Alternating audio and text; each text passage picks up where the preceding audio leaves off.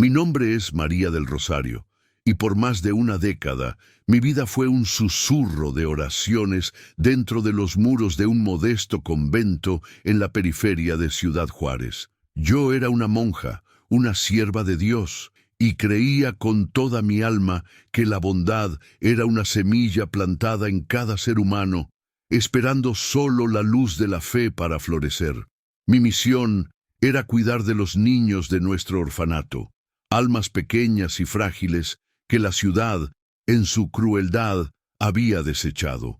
Les ofrecía pan, un techo y la palabra de Dios, convencida de que el amor y la paciencia eran las únicas armas necesarias para combatir la oscuridad que nos rodeaba.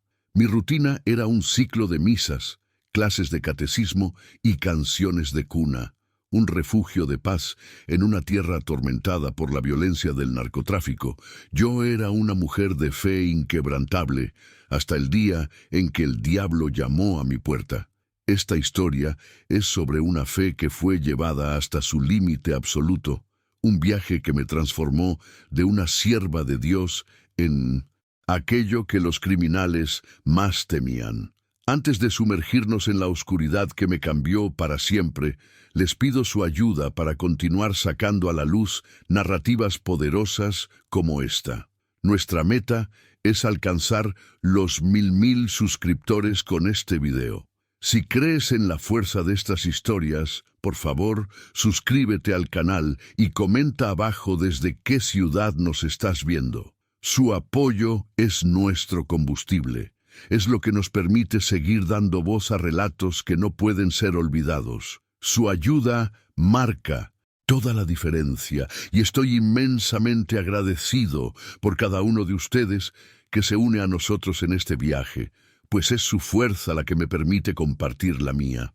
En el corazón de mi mundo estaban todos los niños, pero dos de ellos, Ana y Miguel, eran como mi propia sombra. Ana, con sus 8 años y unos ojos que parecían contener todas las estrellas del desierto, dibujaba ángeles en las paredes polvorientas del patio. Miguel, su hermano mayor de 10 años, era su guardián silencioso, un niño serio que ya cargaba el peso de toda una vida sobre sus hombros. Yo veía en ellos la promesa de un futuro que Juárez se empeñaba en negar. Eran la personificación de la inocencia, la prueba viviente de que, incluso en el suelo más árido, la belleza podía florecer. Mi devoción por ellos era feroz, un amor protector que se convertiría en la chispa de mi furia y el motivo de mi condenación. Eran ellos mi fe hecha carne y hueso. Fuera de nuestros muros, Ciudad Juárez en los años 2000 era un purgatorio en la tierra. Una ciudad de polvo, calor y miedo, donde la vida valía menos que una bala. Las calles susurraban un nombre con pavor: el verdugo, el líder del cártel local, una figura fantasmagórica cuya crueldad era legendaria.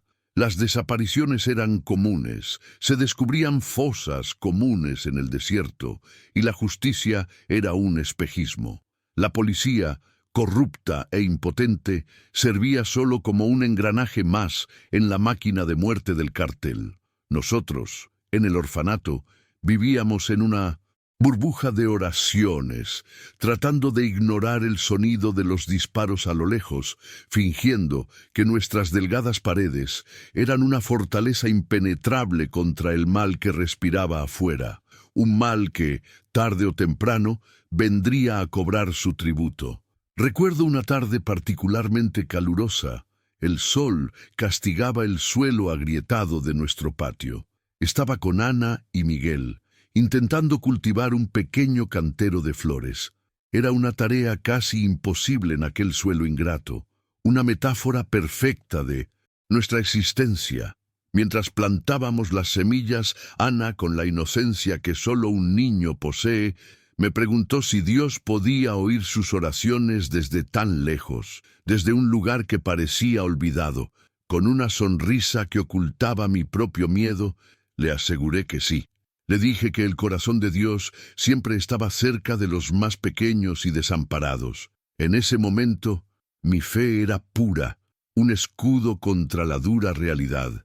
Apenas sabía que aquel escudo estaba a punto de hacerse añicos. El padre Javier, mi mentor y la figura más cercana a un padre que he tenido, solía visitarnos todas las semanas. Era un hombre bueno, pero sus ojos cargaban el peso de décadas viendo lo peor de la humanidad.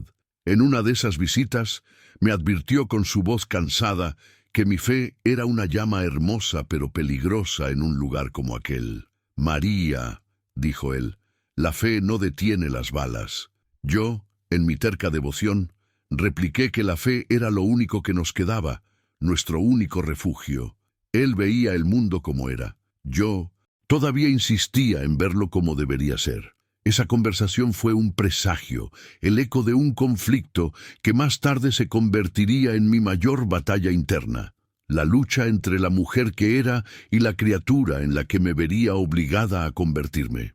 La comunidad a nuestro alrededor vivía en una dualidad constante de respeto y terror. Me veían como una figura santa, una protectora de los inocentes, y a menudo dejaban pequeñas ofrendas en nuestra puerta, un poco de pan, algunas frutas, lo que podían compartir.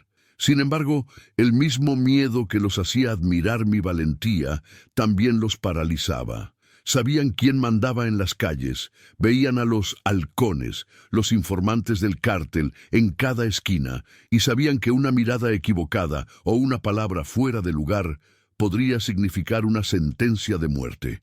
Era una conspiración de silencio, una rendición colectiva a la tiranía del cártel.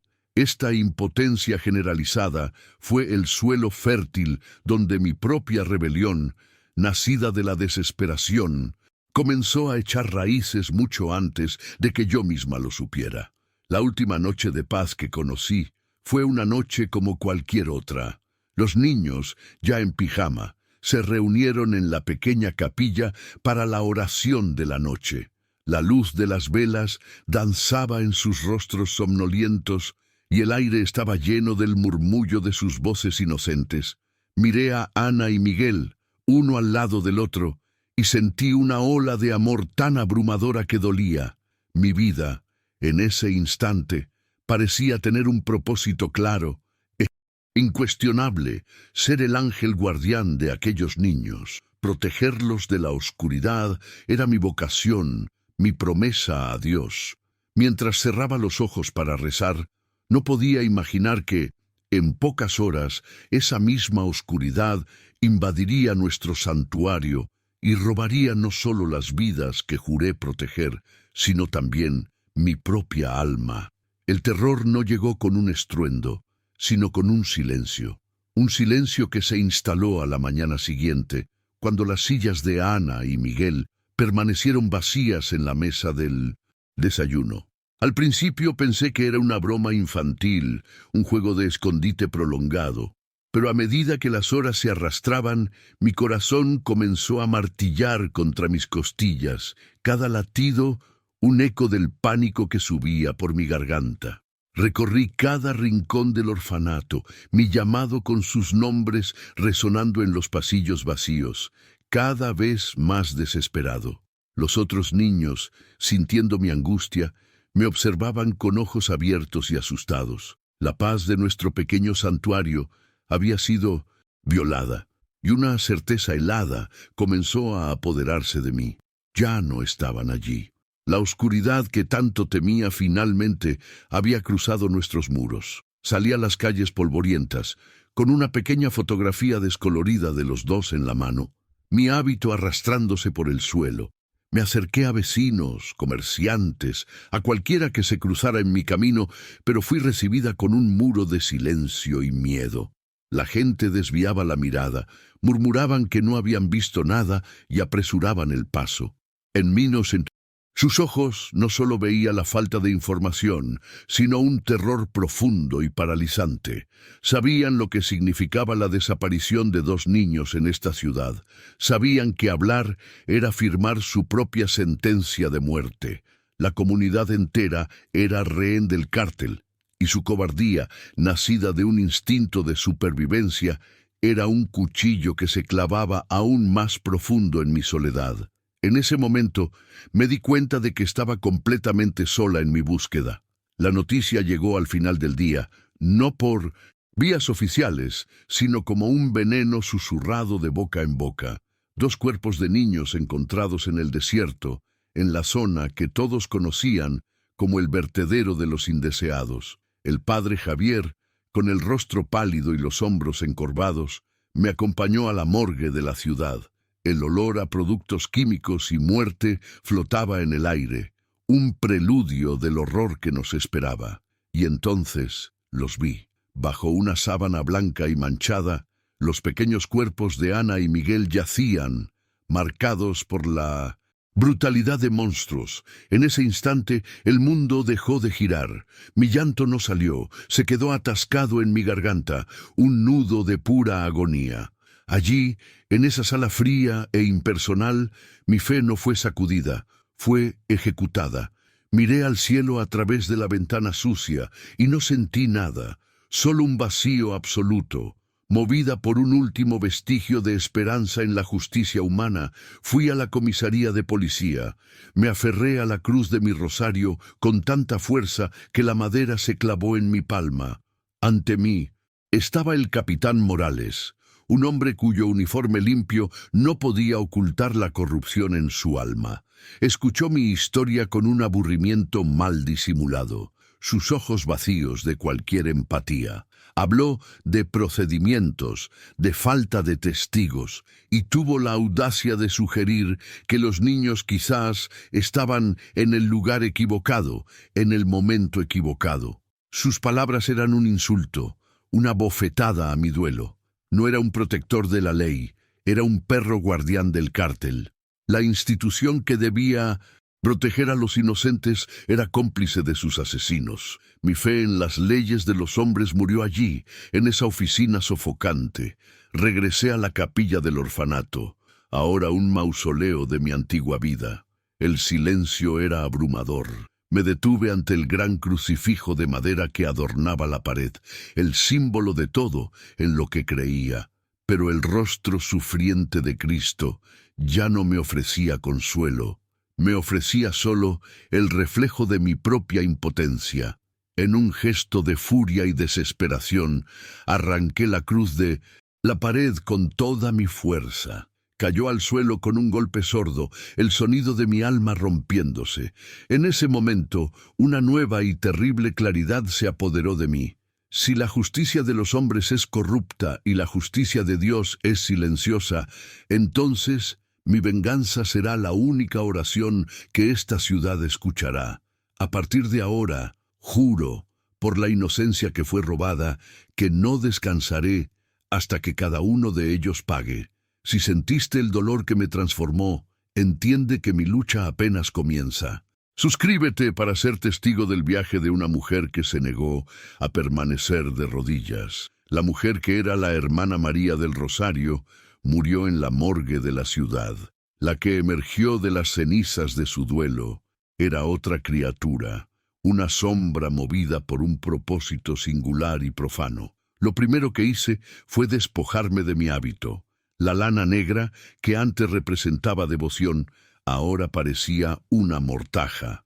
Vestí ropas sencillas y oscuras, las vestiduras de un fantasma. Lo único que guardé fue mi cruz de madera, que ahora colgaba de mi pecho no como un símbolo de fe, sino como una lápida, un recordatorio constante de la deuda de sangre que se me debía. Mis días dejaron de estar marcados por campanas de iglesia y pasaron a medirse por el paso de las sombras en los callejones, mientras observaba, aprendía y esperaba. Mi primera cacería no fue impulsada por la rabia, sino por un frío cálculo. Pasé semanas mapeando el territorio enemigo, mi propia comunidad, ahora vista a través de una nueva lente. Identifiqué a los peones del tablero de El Verdugo, los halcones, jóvenes vigías apostados en los tejados, y los pequeños traficantes que operaban en las esquinas. Eran ellos los ojos y oídos del monstruo, las terminaciones nerviosas de la bestia que había devorado a mis niños. Mi transformación comenzó en el silencio, en la paciencia de una depredadora que estudia a su presa, aprendiendo sus hábitos, sus debilidades, el momento exacto para asestar el golpe. La monja en mí rezaba por el perdón, pero la mujer en la que me convertí afilaba su determinación. Elegía mi primer objetivo, un vigía conocido por su crueldad, un joven que se jactaba del miedo que inspiraba. Lo seguí durante días, mi corazón un yunque en el pecho. Cada fibra de mi ser, moldeada por una vida de compasión, me gritaba que retrocediera, pero entonces cerraba los ojos y veía los rostros de Ana y Miguel. Su recuerdo era el combustible que extinguía cualquier vacilación. Lo acorralé en un callejón sin salida, bajo la luz parpadeante de un poste de luz. El asombro en sus ojos cuando me vio, una mujer emergiendo de las sombras, rápidamente se transformó en arrogancia. No vio una amenaza, solo una presa. Fue el último error que cometió. Nuestra lucha fue torpe, un enfrentamiento feo y desesperado. Él era más fuerte, pero yo estaba movida por una furia que él no podía comprender. No había técnica, solo la fuerza bruta del dolor. Usé un trozo de tubería de hierro que encontré en el suelo. El primer golpe fue vacilante, pero los que siguieron fueron asestados con toda la fuerza de mi angustia. El sonido del metal encontrando el hueso resonó en el callejón, un sonido que me atormentaría para siempre. Mientras caía, sangrando en el suelo inmundo, vi el miedo en sus ojos, la súplica de un muchacho que, debajo de su máscara de monstruo, era solo un muchacho. Y en ese momento, el horror de lo que había hecho se abatió sobre mí. Mientras él daba su último aliento, no sentí la satisfacción de la venganza, solo un vacío helado. Había quitado una vida, había violado el más sagrado de los mandamientos de Dios. Miré mis manos cubiertas de sangre y la mujer que yo era lloró en silencio. Este es el precio de la justicia en este mundo podrido, un precio que me fue impuesto y que ahora elijo pagar. Si entiendes el abismo en el que entré, si sientes el peso de esta elección, te pido que te suscribas y continúes siguiendo esta historia. Tu apoyo es un recordatorio de que incluso en la oscuridad más profunda, una voz puede resonar y ser escuchada. Regresé al orfanato como un ladrón en la noche, el alma temblando. Fui al pequeño baño y me froté las manos hasta que la piel quedó en carne viva, pero la mancha no salía. No era una mancha física, sino espiritual. Miré mi reflejo en el espejo roto y no me reconocí. Mis ojos, que antes reflejaban la luz de la fe, ahora contenían un abismo. La hermana María había sido sepultada, y en su lugar estaba una justiciera, una criatura de la noche nacida del dolor. Esa noche no recé, solo me senté en la oscuridad, escuchando el silencio y el eco de lo que había hecho, el primer paso en un camino sin retorno. La noticia de la muerte del vigía se extendió como la pólvora. El cuerpo, encontrado en el callejón con una pequeña cruz de madera dejada sobre el pecho, envió un mensaje claro. El miedo, la moneda con la que el cártel compraba el silencio, comenzó a volverse en su contra. Empezaron a surgir susurros sobre un ángel de la venganza, una figura fantasmagórica que cazaba a los culpables. Nadie sospechaba de una monja, y esa invisibilidad se convirtió en mi mayor baza. El miedo que ahora inspiraba era un arma más poderosa que cualquier cuchilla. Un terror que se infiltraba en sus filas y los hacía mirar por encima del hombro en la oscuridad. Mis acciones siguientes fueron más audaces. La primera muerte había roto algo dentro de mí, eliminando el último vestigio de vacilación. Intercepté una pequeña entrega de drogas, no por la mercancía, sino por los cuadernos de notas que encontré. Eran nombres, lugares, horarios. Comencé a ver la estructura de la organización, sus nudos y conexiones, pero sabía que una tubería de hierro no sería suficiente. Necesitaba más. A través de un contacto reacio en la comunidad, un anciano que le debía un favor al orfanato, conseguí un revólver antiguo. El peso frío del acero en mi mano era extraño, profano. Sostener esa arma fue mi verdadero bautismo en el mundo de la violencia, un sacramento oscuro que me divorció para siempre de mi vida pasada. El padre Javier sintió el cambio en mí. No sabía los detalles, pero veía la oscuridad que se acumulaba en mi alma. Me confrontó en el patio del orfanato, el mismo lugar donde había plantado flores con los niños. «¿Qué te pasa, María?», preguntó, su voz llena de un dolor genuino. «La luz en tus ojos se está apagando». Nuestra conversación se convirtió en una acalorada discusión. Me imploró que dejara la justicia a Dios, que no me perdiera en un camino de odio. Con la voz entrecortada por la rabia y el dolor, le dije que Dios estaba en silencio y que mi alma ya estaba perdida. Lo único que me quedaba era asegurarme de llevarme a los monstruos conmigo. Me di cuenta de que la fuerza bruta y el miedo solo me llevarían hasta cierto punto. Necesitaba información. Alguien que conociera las entrañas del sistema corrupto que protegía al cártel.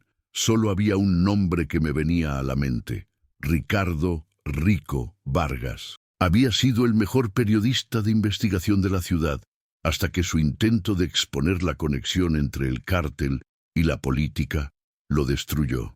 Perdió su trabajo, su credibilidad y su familia. Ahora era una sombra de sí mismo. Un hombre que pasaba sus días ahogando sus frustraciones en el fondo de una botella de tequila. Encontrarlo era mi única esperanza de llegar al corazón de la serpiente. Encontré a Rico en una cantina polvorienta y mal iluminada. El olor a alcohol y desesperación, flotando en el aire, me miró con desconfianza, sus ojos cínicos evaluándome. Me senté frente a él y le conté mi historia. No toda, pero lo suficiente. Le hablé de la justiciera que estaba aterrorizando al cártel y le ofrecí un trato, su ayuda, su experiencia en investigación a cambio de la historia más grande de su vida, una oportunidad de exponer todo lo que siempre quiso y de recuperar su honor. Se rió, un sonido amargo y hueco, pero debajo del cinismo vi una chispa de interés, el brillo del viejo reportero que aún vivía dentro de él. Al principio, nuestra alianza fue tensa, marcada por la desconfianza mutua. Él era un hombre que había perdido la fe en la humanidad. Yo era una mujer que había perdido la fe en Dios. Pero, a medida que comenzamos a trabajar juntos, se formó una extraña simbiosis. Él era mi mente estratégica, mi guía a través del laberinto de corrupción de la ciudad. Yo era su ejecutora, la fuerza que transformaba su información en acción. Éramos dos almas rotas, unidas por un deseo común de ver el imperio de El Verdugo derrumbarse. Él buscaba la redención a través de la verdad. Yo buscaba la venganza a través de la sangre. Con la ayuda de Rico, mi cacería se volvió quirúrgica. Reactivó viejos contactos, rebuscó en archivos olvidados y unió las piezas del rompecabezas. Me proporcionó nombres de figuras importantes, rutas de lavado de dinero y ubicaciones de casas de seguridad. Dejé de ser solo un fantasma en los callejones. Me convertí en una saboteadora. Interrumpí sus operaciones, quemé su dinero, sembré la discordia y la paranoia en sus filas. Cada golpe era más audaz que el anterior, y la leyenda de la monja justiciera, como comenzaron a llamarme, crecía cada noche. Un cuento de hadas oscuro susurrado por los criminales antes de dormir. El cártel no se quedó de brazos cruzados. Empezaron a cazarme con una ferocidad renovada. Una noche lluviosa caí en una emboscada. Fue un error mío, un exceso de confianza. El tiroteo fue rápido y brutal. Logré escapar, pero no sin antes recibir un rasguño de bala en el brazo. Me escondí en un almacén abandonado, el dolor punzando en mi cuerpo, la lluvia mezclándose con mi sangre. En ese momento de vulnerabilidad, el peso de todo lo que había hecho se desplomó sobre mí. Miré la cruz en mi pecho y me pregunté qué dirían Ana y Miguel si pudieran verme ahora. ¿Estaba honrando su memoria o convirtiéndome en el tipo de monstruo que se los llevó? Este viaje me está consumiendo. transformándome en algo que yo misma temo. Cada paso que doy hacia la venganza es un paso más lejos de la mujer que era. Sé que muchos de ustedes pueden cuestionar mis métodos, pero les pido que intenten comprender mi dolor. El sistema me falló, la fe me abandonó. ¿Qué más me quedaba? Si mi historia resuena contigo, de alguna manera, si crees que a veces la lucha contra las tinieblas exige que nos volvamos parte de ellas, por favor, considera suscribirte. Cada nuevo suscriptor es un recordatorio de que no estoy sola en esta oscuridad. Mientras yo luchaba con mis demonios internos, el mundo exterior estrechaba el cerco. El capitán Morales, presionado por el verdugo para acabar con la amenaza fantasma que estaba perturbando sus negocios, intensificó su cacería, pero no buscaba justicia, buscaba eliminarme. Se convirtió en un obstáculo tan peligroso como el propio cártel, usando los recursos de la policía para proteger a los criminales y cazar a la única persona que los combatía. La línea entre la ley y el crimen en Ciudad Juárez había sido completamente borrada, y yo estaba atrapada en medio, cazada por ambos bandos. La presión llevó a Morales a actuar de forma más desesperada. Junto con el cártel, tendió una trampa elaborada usando un falso informante que prometía entregar a uno de los lugartenientes de El Verdugo. El cebo era casi irresistible. Mi sed de venganza casi me cegó, pero Rico, con su instinto de periodista, olió la trampa.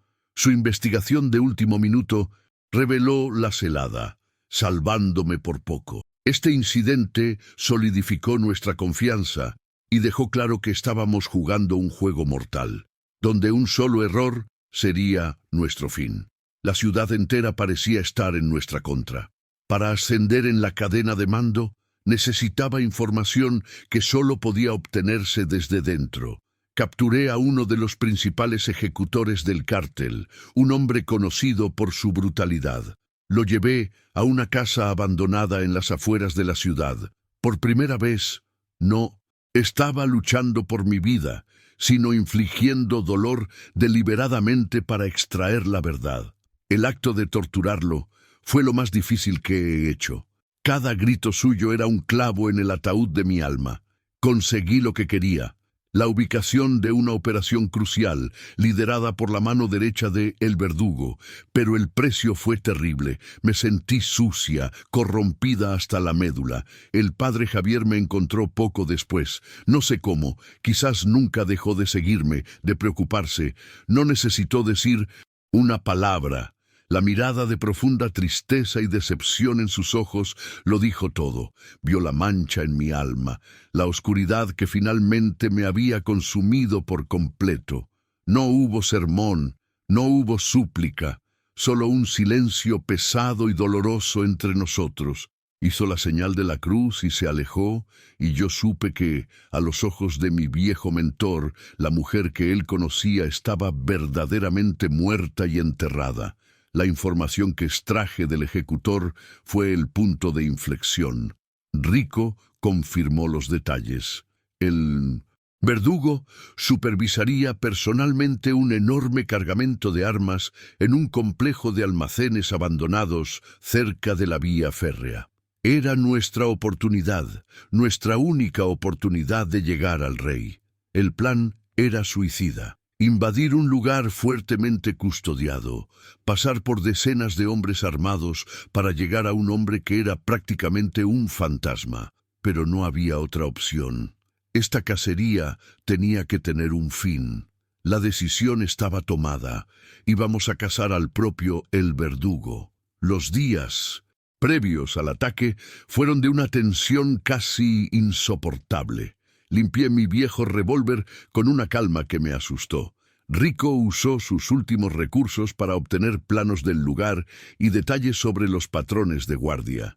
No hablábamos mucho. El peso de lo que estaba por venir flotaba sobre nosotros. Una tarde fui al pequeño cementerio donde estaban enterrados Ana y Miguel.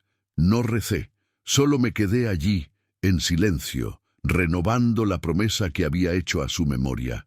Esto ya no era sobre el cielo o el infierno, sobre el bien o el mal, era sobre acabar con el hombre que les arrebató el futuro.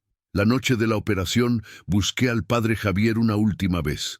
Lo encontré en la capilla vacía, rezando. Nuestra conversación fue breve y contenida. Ya no había rabia entre nosotros, solo una tristeza profunda. Le confesé que tenía razón, que mi alma estaba manchada más allá de la redención, pero le dije que era un camino que debía seguir hasta el final. Le pedí que no rezara por mí, sino que siguiera rezando por los niños que aún podían ser salvados. Fue mi despedida, mi reconocimiento del abismo que me separaba de la gracia. Al salir de la iglesia, dejé atrás la última conexión con mi antigua vida y caminé hacia el enfrentamiento final. El distrito de los almacenes era un cementerio de acero y óxido, bañado por la luz fantasmagórica de una luna menguante. Me movía a través de las sombras, ya no una mujer, sino un propósito.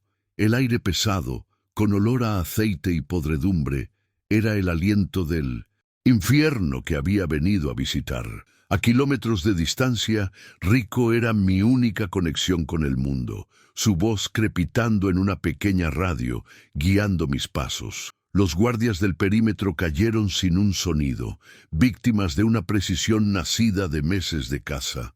La monja torpe, que mató por primera vez con una tubería de hierro, había sido enterrada hace mucho tiempo. En su lugar estaba una depredadora, cuya cada acción era letal y económica. Con cada paso hacia el almacén principal, mi corazón latía como un tambor de guerra, anunciando mi juicio final. Cuando forcé la puerta lateral, el caos explotó como una granada.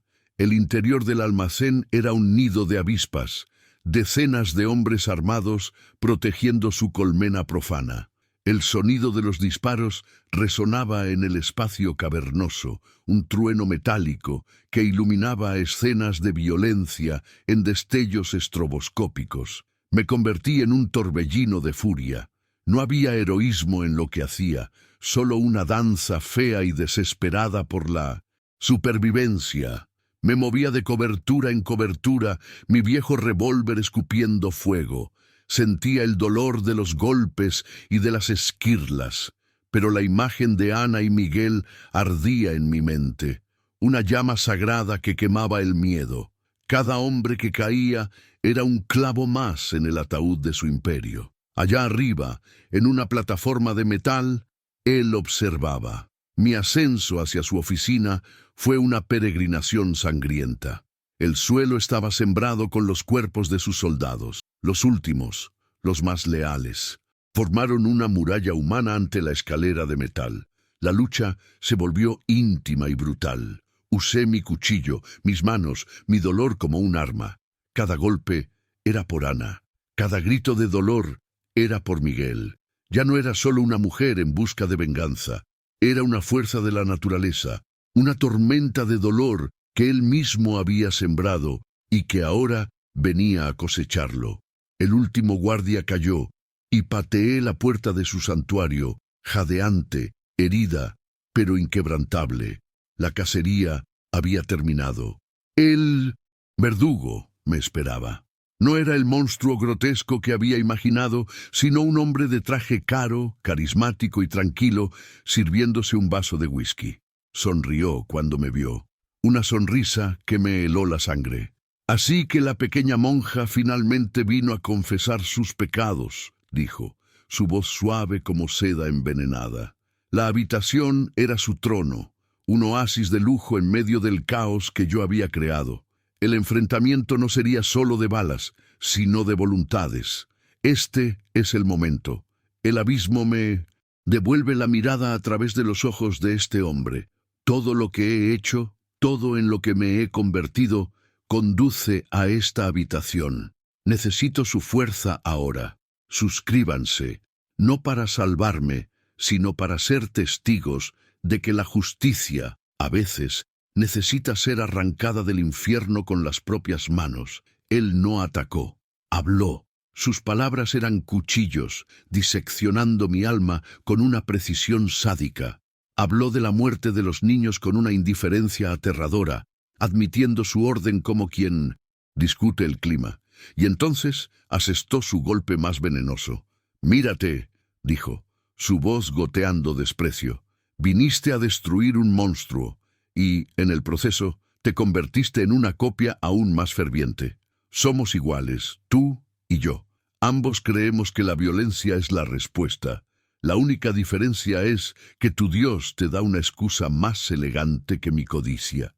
Sus palabras eran un espejo, forzándome a encarar el reflejo de la criatura en la que me había convertido. Sus palabras dieron en el blanco, pero el efecto no fue el que esperaba. No me quebraron, al contrario, quemaron los últimos vestigios de duda y conflicto dentro de mí. Nuestra batalla fue primal. Él era más fuerte, un bruto entrenado en el arte de la violencia. Yo luchaba con la furia de un alma condenada que ya no tenía nada que perder. Atravesamos muebles, rompimos cristales, nuestros cuerpos colisionando en una danza de muerte. Él era la encarnación de todo el mal que había destruido mi vida, y yo era la consecuencia inevitable de sus pecados, la deuda que finalmente llegaba para ser cobrada. En su rostro no veía a un hombre, sino un símbolo de toda la podredumbre que había jurado exterminar. Con un último esfuerzo desesperado, obtuve la ventaja. Él estaba en el suelo, escupiendo sangre, su sonrisa arrogante finalmente deshecha. Apunté el cañón de mi revólver a su frente. Me miró y se rió, un sonido gorgoteante y roto. «Hazlo», me desafió. «Termina el trabajo. Conviértete en mí». Por un segundo, una eternidad, dudé. El eco lejano de mis votos, la imagen de la hermana María rezando por la paz, el recuerdo de una vida de misericordia. Pero entonces los vi la sonrisa de Ana y la mirada protectora de Miguel, y comprendí, la misericordia para este hombre sería la traición final a su memoria. Mi transformación estaba completa, ya no era un instrumento de la justicia de Dios, era mi propia justicia, y mi justicia no conocía el perdón. Apreté el gatillo. El sonido del disparo flotó en el aire por un instante y luego desapareció, engullido por un silencio más profundo que cualquier oración. El verdugo yacía a mis pies, sus ojos vacíos finalmente desprovistos de toda su arrogancia. Lo había hecho. Había llegado al final de mi camino de sangre, pero la catarsis que esperaba no llegó. No hubo alivio, no hubo paz, solo un vacío inmenso y helado. El fuego de la venganza que me había consumido durante meses se extinguió, dejando atrás solo las cenizas frías de mi alma. Matar al monstruo no trajo a mis niños de vuelta, no restauró mi fe, solo me dejó sola en el silencio, una asesina mirando su reflejo en la sangre del hombre que la creó, para siempre manchada por el pecado. Antes de que las primeras sirenas cortaran el silencio de la noche, desaparecí. Regresé a las sombras que se habían convertido en mi único hogar. Rico, fiel a su palabra, llegó con las autoridades, pero de mí no había ningún rastro. Publicó la historia, su obra maestra, exponiendo toda la red de podredumbre que asfixiaba la ciudad, desde los crímenes del cártel hasta la complicidad del capitán Morales y otros oficiales. Su verdad sacudió los cimientos del poder corrupto de Juárez, iniciando una purga dolorosa, pero necesaria. La justicia, coja y tardía, comenzó a moverse. Pero de la monja justiciera, la figura que había encendido la mecha, nunca más se supo. Me convertí en lo que siempre había sido, un fantasma, una leyenda susurrada en las calles. El padre Javier, al enterarse de la caída de El Verdugo, fue a la capilla abandonada del orfanato. Sobre el altar polvoriento encontró la gran cruz de madera que yo había arrancado de la pared. Estaba limpia, pero la madera oscura parecía haber absorbido todas las tinieblas que yo había abrazado. Supo que era mi despedida, mi último acto de una fe distorsionada. Se arrodilló, su cuerpo cansado temblando, y lloró. Lloró por la mujer que había sido, por la criatura en la que me había convertido, y por el alma que ya no sabía si podría ser salvada. Mi legado era una herida abierta en la conciencia de la ciudad, una santa para los oprimidos, un demonio para los pecadores, una eterna pregunta sobre si los fines pueden, alguna vez, justificar los medios. Mi destino final permanece un misterio. Algunos dicen que huí a través de la frontera, buscando el anonimato en un país extraño, tratando de vivir mis días en paz. Otros juran que mi guerra nunca terminó, que la monja justiciera continúa su cruzada en otras ciudades olvidadas por Dios. Un ángel guardián con las manos manchadas de sangre. La verdad es que la venganza no me trajo la redención, no me dio el descanso que mi alma anhelaba. Quizás mi verdadera penitencia no sea el infierno, sino esta existencia crepuscular, para siempre caminando en la línea entre la luz y la oscuridad, protegiendo a los inocentes de un mal que ahora conozco tan íntimamente. Mi nombre es María del Rosario, o al menos lo era. Ahora soy solo un susurro, una historia de fantasmas contada para asustar a los lobos que se disfrazan de hombres. Mi venganza no me curó, pero dio voz a los gritos silenciosos de los inocentes. Mi guerra en esta ciudad puede haber terminado, pero la lucha contra la oscuridad es eterna. Les agradezco por haber escuchado mi confesión, por haber caminado conmigo a través de mi infierno personal. Existen innumerables historias como la mía, enterradas bajo el peso del miedo. Al suscribirse a este canal, ustedes ayudan a garantizar que esas voces no sean olvidadas. Su apoyo es una vela encendida en la oscuridad. Por favor, no dejen que se apague.